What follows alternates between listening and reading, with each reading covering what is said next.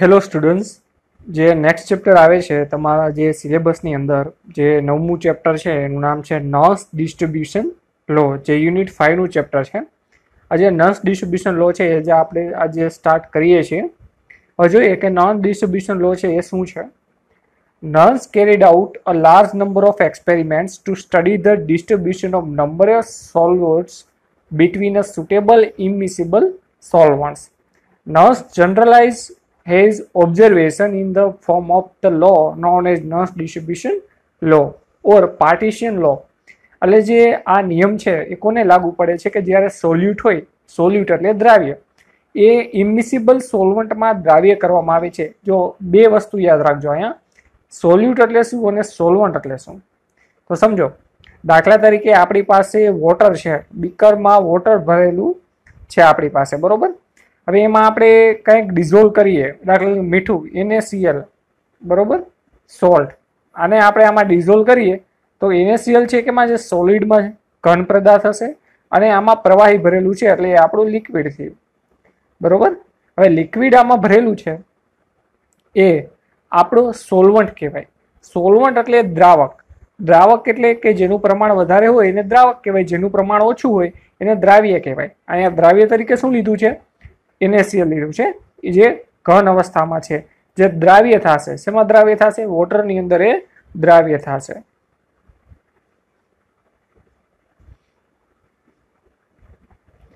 Next જે terminology આવે છે એનું નામ છે ઇમિસિબલ સોલ્વન્ટ. હવે ઇમિસિબલ સોલ્વન્ટ એ પણ આપણે સમજી લઈએ. દાખલા તરીકે આપણી પાસે બીકર છે, બીકરમાં આવી રીતના બે લેયર બને છે, એક લેયર A અને એક લેયર B, બરોબર. તો આ બે લેયર બને એને ઇમિસિબલ સોલ્વન્ટ કહેવાય. સોલ્વન્ટ એટલે દ્રાવક, બરોબર. આ બંને પ્રવાહી જ છે પણ આ બે લેયર બનાવે, એટલે કે બે સ્તર બનાવે, બરોબર. ઉપરનું લેયર હશે, એક નીચેનું લેયર હશે, બંને એકબીજામાં મિક્સ નહીં થાય. મિક્સ ન થાય તો એને કહેવાય ઇમિસિબલ સોલ્વન્ટ્સ, બરોબર. તમને સમજાઈ ગયું છે કે સોલ્યુટ એટલે દ્રાવ્ય, સોલ્વન્ટ એટલે દ્રાવક, અને એમાં ઇમિસિબલ વર્ડ આવે તો એમ સમજવાનું કે બે એની અંદર દ્રાવક છે જે બંને એકબીજામાં મિક્સ થતા નથી. હવે આ જે નિયમ લાગુ પડે છે એ આ જ કેસમાં લાગુ પડે છે. નિયમ શું છે એ સમજીએ. અ સોલિડ ઓર લિક્વિડ, ઘન અથવા પ્રવાહી, ડિસ્ટ્રીબ્યુટ એટલે વહેંચણી. શું થાય છે? ડિસ્ટ્રીબ્યુટ એટલે વહેંચણી, ઇટસેલ્ફ એટલે પોતાની જાતે, between two immiscible solvent in such a way that the ratio of its concentration in both the solvent is constant, provide that constant રહેશે, કેવો રહેશે? અચળ રહેશે. હવે એક એક્ઝામ્પલ દ્વારા સમજીએ. આપણી પાસે એક બીકર છે, બીકરની અંદર A સોલ્વન્ટ અને B સોલ્વન્ટ છે. અહીં એક લેયર બન્યું, જો બંને એકબીજા મિક્સ નથી થતા. હવે આપણે આમાં કોઈ પદાર્થ આપણો જે C છે એ એડ કરીએ. C એટલે કોઈ પણ પદાર્થ હોય, બરોબર. તો એ બંનેમાં દ્રાવ્ય થશે ને, એમાંય દ્રાવ્ય થશે અને બીમાંય દ્રાવ્ય થશે.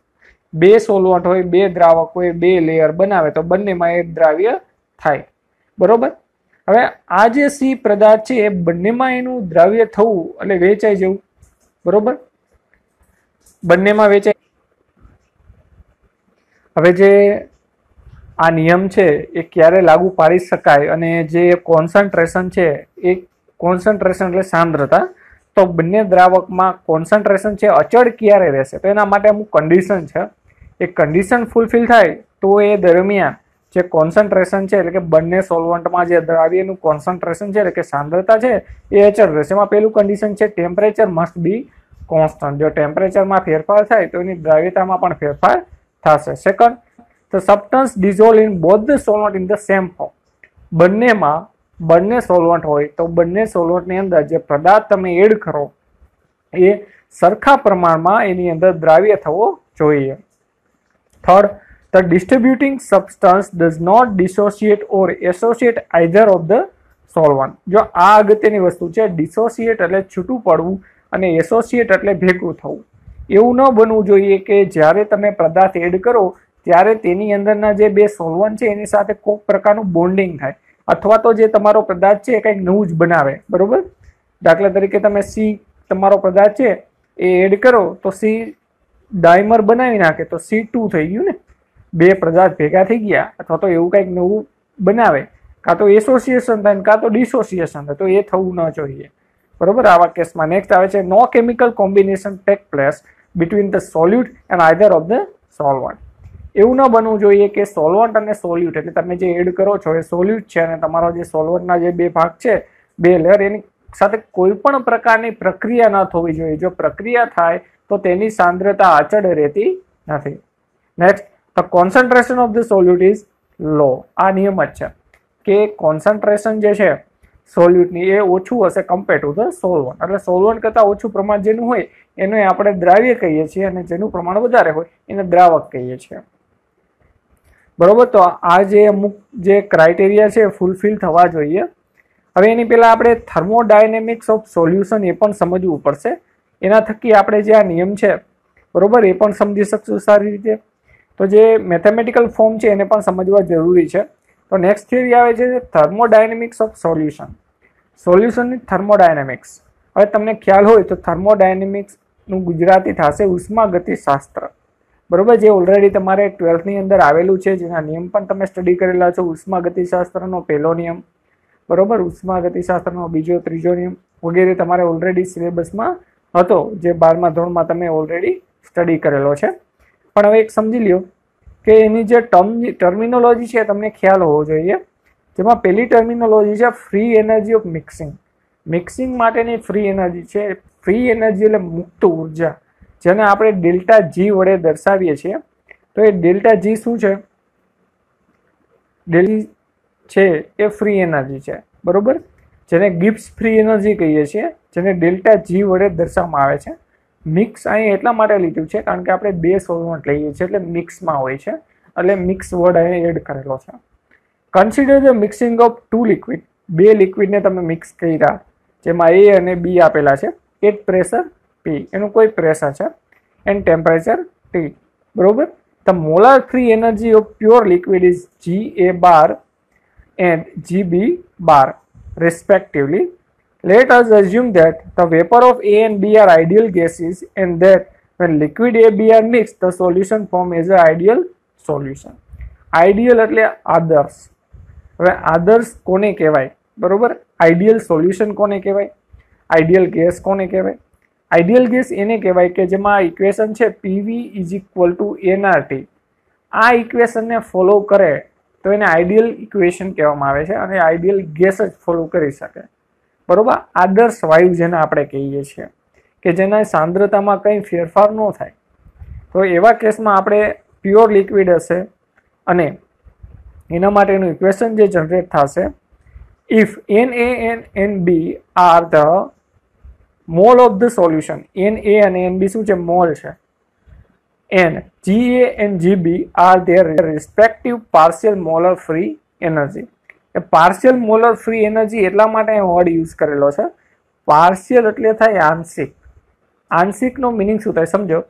તમારી પાસે કોઈ બીકર છે, એ બીકરમાં A અને B બે પ્રકારના લિક્વિડ છે જે બે એકબીજામાં મિક્સ થતા નથી. હવે મિક્સ નથી થતા તો એનો મિનિંગ શું થઈ ગયો? તમે એ બંનેને પાર્શિયલી રાખો છો. પાર્શિયલી એટલે આંશિક રીતે બંને ભેગા તો થતા નથી, બરોબર, બે લેયર બનાવે છે. હવે તમે એની સાંદ્રતા નક્કી તમારે કરવી હોય તો એ આંશિક થશે, પૂર્ણતા નહીં થાય, બરોબર. દાખલા તરીકે તમે C કમ્પાઉન્ડ આની અંદર એડ કરો તો એમાં પણ એની સાંદ્રતા હશે અને બીમાં પણ હશે, તો એ આંશિક થઈ ગયું ને. પૂર્ણતા કોને કહેવાય? કે એક જ તમારો સોલ્વન્ટ હોય એમાં તમે સાંદ્રતા મેજર કરો એને પૂર્ણ કહેવાય. આ આંશિક થશે, તો એટલા માટે વર્ડ યુઝ કરેલો છે partial molar free energy. Free energy માટે G ફાઇનલ, G સોલ્યુશન. તમે G ફાઇનલ પણ લખી શકો, G સોલ્યુશન પણ લખી શકો, કારણ કે તમારું સોલ્યુશન બન્યું. સોલ્યુશન એટલે દ્રાવણ. યાદ રાખજો, આગળના ધોરણમાં તમે આવું ભણ્યા હતા કે દ્રાવક હોય અને દ્રાવ્ય હોય, બરોબર. આ બંનેને મિક્સ કરીએ એટલે દ્રાવણ બને. હવે અહીંયા એ સમજી લેજો કે સોલ્યુટ હોય, સોલ્યુટ, બરોબર, પ્લસ સોલ્વન્ટ. સોલ્વન્ટ એટલે દ્રાવક થાય તો શું બનાવે? સોલ્યુશન બનાવશે. શું બનાવશે? સોલ્યુશન, બરોબર. આવી રીતના યાદ રાખી લેજો. એના માટેનું આ ઇક્વેશન છે જે ખૂબ જ અગત્યનું છે અને આગળ કામ લાગશે આપને, બરોબર. N એના મોલ છે, G એ ફ્રી એનર્જી છે, જેને આપણે ગિબ પાર્શિયલ મોલર ફ્રી એનર્જી કહીએ છીએ. જો આ પહેલું ઇક્વેશન છે, બરોબર. હવે આની જે ટર્મિનોલોજી છે એના આધારે આપણે સમજી શકીએ. તમે જો એક ફિગર આપેલી છે જેમાં લિક્વિડ A, T અને P આપેલું છે. તો લિક્વિડ A ના મોલ, લિક્વિડ બીના મોલ આપેલા છે અને ટોટલ મોલ કેટલા થાય છે એ પણ અહીંયા દર્શાવેલું છે, જેને કેપિટલ N વડે દર્શાવેલું છે. અને સોલ્યુશન છે અને ગિબ્સ ફ્રી એનર્જી કઈ રીતના મેજર કરી શકાય એ બતાવેલું છે. હવે આપણે ઇક્વેશનમાં એવું લખી શકીએ કે ઇનિશિયલ સ્ટેટ એટલે શરૂઆતની અવસ્થામાં આપણે આ જોવા મળશે ઇક્વેશન, બરોબર. G એટલે ઇનિશિયલ એટલે શરૂઆતની સ્થિતિમાં NA બાર 0 પ્લસ NB GB 0. હવે 0 જે આપેલો છે એક વસ્તુ યાદ રાખજો, થર્મોડાયનેમિક્સ એટલે ઉષ્માગતિશાસ્ત્રમાં 0 અહીંયા લખાયેલો હોય ને અથવા 0 નો સિમ્બોલ હોય ને શું દર્શાવે? પ્યોર સ્ટેટ, એકદમ પ્યોર સ્ટેટ, પ્યોર જ છે, એમાં કાંઈ મિક્સિંગ કરેલું નથી, બરોબર, એ દર્શાવશે. પછી આપણે એમાં મિક્સ કરશું તો આપને શું જોવા મળશે તો એ જોઈએ. ફ્રી એનર્જી ઓફ મિક્સિંગ, તો mixing is equal to final minus initial. શરૂઆતમાં બંને સોલ્વન્ટ અલગ હતા, પછી તમે એમાં મિક્સ કર્યું એટલે ભેગા થઈ ગયા એટલે તો તમને શું મળશે? Delta G mix. ડેલ્ટા એટલે થતો ફેરફાર, યાદ રાખજો, થતો ફેરફાર ડેલ્ટા વડે દર્શાવવામાં આવે છે. હવે ઇક્વેશન નંબર 3 છે, એના આધારે આપણે સબસ્ટિટ્યુટ ઇક્વેશન 1 and 2 into 3. તો આ ઇક્વેશનમાં 1 અને 2 ની વેલ્યુ મૂકશું એટલે આ ઇક્વેશન મળશે. આને આપણે સિમ્પ્લિફાય કરશું, n એ છે એને આગળ લઈ લેશું બ્રેકેટની બહાર, તો આ ઇક્વેશન મળશે. હવે આ જે ઇક્વેશન છે 4, એમાં આપણે થોડુંક ચેન્જીસ કરીએ. Ga and G0 are the chemical potential of substance in a solution unity activity. Unit activity એટલે પ્યોર સ્ટેટમાં હોય ત્યારની વાત થાય છે, બરોબર. તો એના માટે આપણે કેમિકલ પોટેન્શિયલ, જેને મ્યુ કહેવામાં આવે છે, આ સિમ્બોલ છે કેમિકલ પોટેન્શિયલનો. જો પ્યોર સ્ટેટમાં હોય ને તો ડેલ્ટા G 0 આવે, પણ તમે મિક્સ કરો ત્યારે કેમિકલ પોટેન્શિયલ આવે. કેમિકલ પોટેન્શિયલ એટલે બીજું કાંઈ નહીં પણ એ ફ્રી એનર્જી છે, પણ એને કયા ફોર્મમાં લેવામાં આવે છે કે જ્યારે આપણે મિક્સ કરીએ ત્યારની વાત છે, બરોબર. તો અહીંયા દર્શાવેલું છે, તો આ ઇક્વેશન આપણે મળે છે del G upon del NI at constant temperature, pressure and mole. આ બાજુની જે દર્શાવેલું છે સ્મોલમાં એ કોન્સ્ટન્ટ જ હોય, જો બ્રેકેટની બહાર જે દર્શાવવામાં આવે એ અચળ હોય છે, બરોબર. જે અચળ હોય એને બ્રેકેટની બહાર મુકાય છે. Also the chemical potential of the substance in a given state by the equation. એના માટે ઇક્વેશન આપણે જે ક્રિએટ થશે એ આ પ્રમાણે થશે. તો આ ઇક્વેશન છે mu I is equal to mu 0 પર RT ln XI. હવે mu is equal to mu I minus mu 0 આપેલું છે, તો એના આગળ લઈ લઈએ તો આ ઇક્વેશન બનશે. અને કમ્પેર કરશું આપણે એના આધારે તો આપણે આ ઇક્વેશન મળશે, કારણ કે આપણે ખબર છે કે mu I is equal to GI બાર થશે. તો એના આધારે આપણે કહી શકીએ. હવે બે લિક્વિડ હોય ને તો બંને લિક્વિડ માટે આ ઇક્વેશન આપણે ક્રિએટ કરવું પડે. જો આ ઇક્વેશન છે ક્રિએટ કર્યું તો Ga એ લિક્વિડ માટે છે, Gb બીજું લિક્વિડ હોય એના માટે છે. Substitute the equation 7 and 8 into 4. હવે 7, 8 ની જે વેલ્યુ છે આપણે ઇક્વેશન 4 માં મૂકશું એટલે આપણે આ પ્રકારે એક ઇક્વેશન મળશે, બરોબર. આ ઇક્વેશનમાં આપણે કોમન કાઢી લેશું RT, તો બ્રેકેટમાં આવી રીતના વેલ્યુ મૂકી દેશું. In general, the free energy of mixing of n component liquid will be given as. તો એના માટેની ઇક્વેશન છે આપણે આ મળી જશે, જે જનરલ ઇક્વેશન હશે. RT છે એ રૂમ ટેમ્પરેચર ઉપર ડિપેન્ડ કરે છે, T એટલે ટેમ્પરેચર, R એટલે કોન્સ્ટન્ટ છે. અને બીજું જે ઇક્વેશન આપેલું છે સમેશન ફોર્મમાં આપેલું છે કે આ કોઈ પણ મોલ હોય એ કન્ટિન્યુ રીતે આપણે લઈ શકીએ. દાખલા તરીકે 1 મોલ હોય, 2 મોલ હોય, 3 મોલ હોય, બરોબર. તો એના આધારે એક મોલ ફ્રેક્શન જે છે એ પણ આપણે એડ કરવું પડશે. મોલ ફ્રેક્શન એટલે શું સમજો, ઘટકના મોલ એટલે NI અને કુલ મોલનો જે આપણે ભાગાકાર કરીએ તેને કહેવામાં આવે છે મોલ ફ્રેક્શન, બરોબર. અહીંયા N એટલે કેપિટલ N એટલે શું થશે? કુલ મોલ, અને N1 એટલે મોલની સંખ્યા, બરોબર. તો એના આધારે આપણે મોલ ફ્રેક્શન છે એને પણ એડ કરી શકીએ અને એના આધારે એક ફાઇનલ ઇક્વેશન મળશે, જે આ ઇક્વેશન નંબર 14 છે, એ આપણું ફાઇનલ ઇક્વેશન છે, બરોબર. જેમાં ગિબ્સ ફ્રી એનર્જી આપેલી છે અને ગિબ્સ ફ્રી એનર્જીના આધારે એની વેલ્યુ છે દર્શાવેલી છે.